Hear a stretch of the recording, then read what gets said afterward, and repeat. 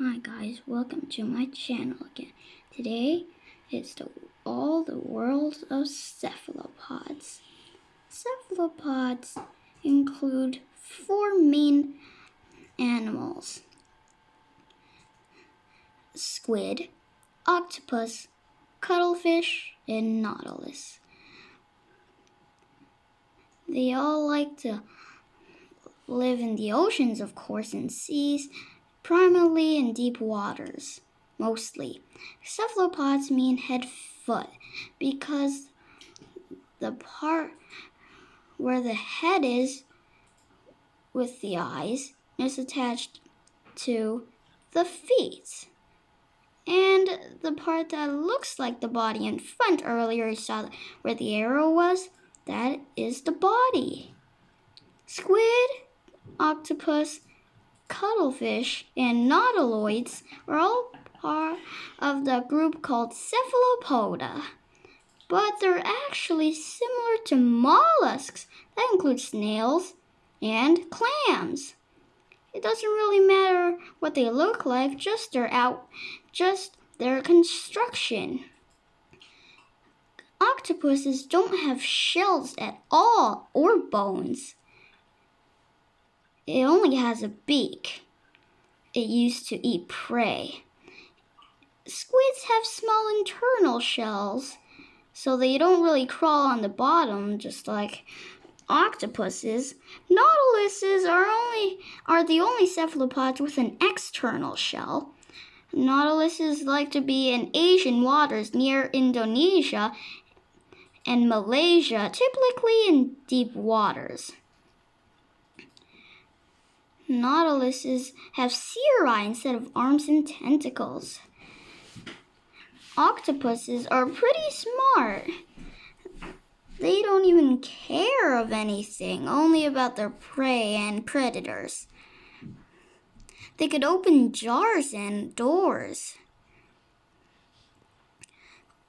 The cephalopod eye is really important to cephalopods because they could see very well and catch prey. Cephalopods are pretty unique for this thing. Cephalopods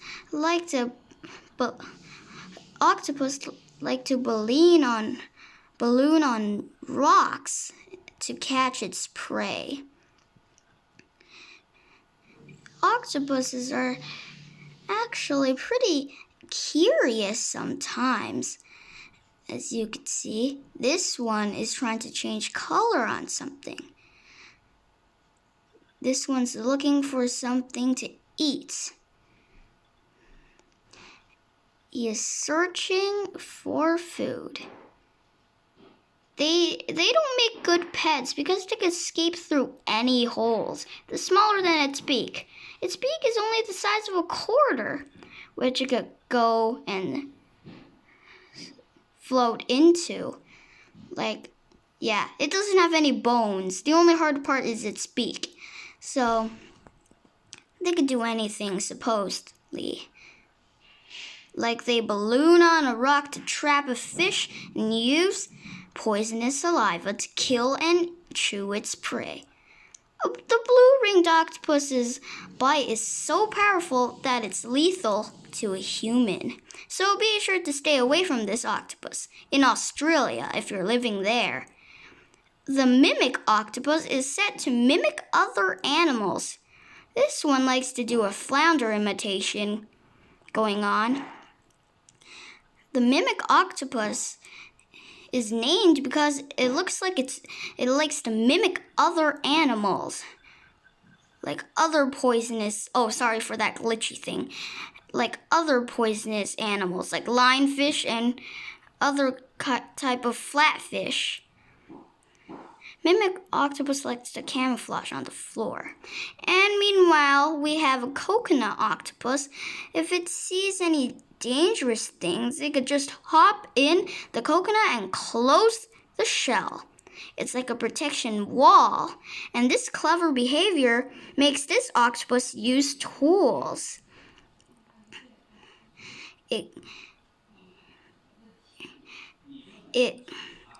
It lives in Indonesia, some places, in the Asian waters. And you could just watch this part because I don't know what to say.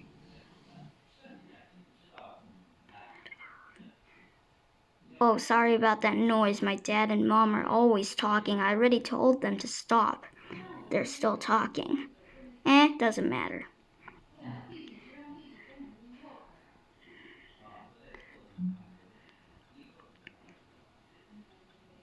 And meanwhile, in the other places, we see a red octopus carrying a crab home for dinner, walking on the tips of its arms. That takes coordination, you know. The red octopus is struggling to get there. Whoa, look at that dust. Okay.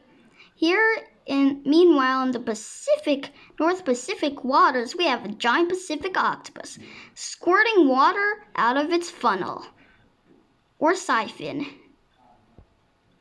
That makes the octopus the ability to squirt water. How cool is that? And they could use jet propulsion to squirt an octopus away. But sometimes octopuses like to squirt ink out like that one over there. See, look at that movement. They squirt like brownish black ink out, octopuses.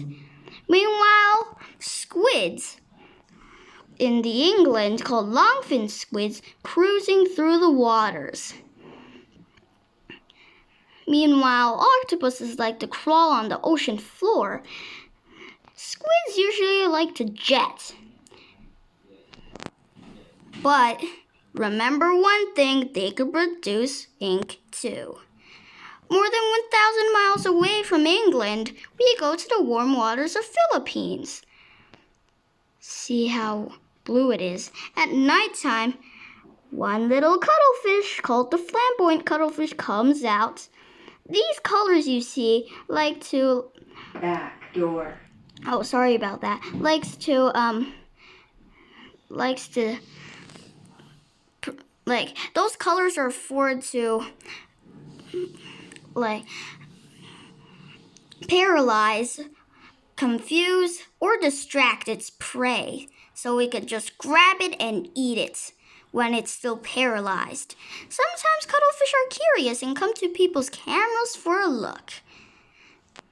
Cuttlefishes are the third largest cephalopod, but still pretty small. The largest, the giant Australian cuttlefish, can only reach 1.5 meters long.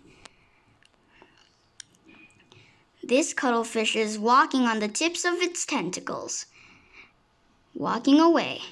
Now in the Boston exhibit in England, you can see a little cuttlefish in action. And you could see the chromatophores in action. Look at those rapidly changing colors of this cuttlefish. I think this looks like a Venora cuttlefish, and at feeding time, it pays close attention and turns on the camouflage. Then you know what happens. You guessed it, the cuttlefish strikes for the fish. 3, 2, 1, boom! Let's slow it down. Okay. Yeah, let's slow it down a little bit. Let's see. Boom! Oh, that's still lightning fast. You know that. Ooh, the fish is struggling. In another tank, a giant Pacific octopus is guarding its eggs. Octopuses always guard their eggs for protection from other enemies. This female giant Pacific octopus knows what he's doing. Now we have another octopus that's called a coconut octopus, which we mentioned earlier. She carried the eggs for months when they incubated. Now, squid and cuttlefish don't really take care of them. They just lay them and let the offspring grow by themselves in these eggs. See, those are squid eggs, not cuttlefishes.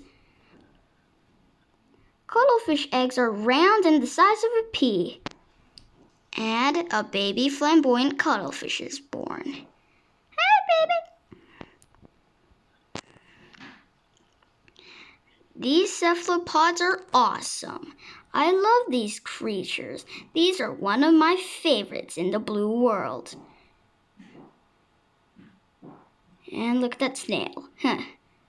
Look at those chromatophores changing. Good eyesight. Can mimic other animals. And last of all, use tools. Bye, guys.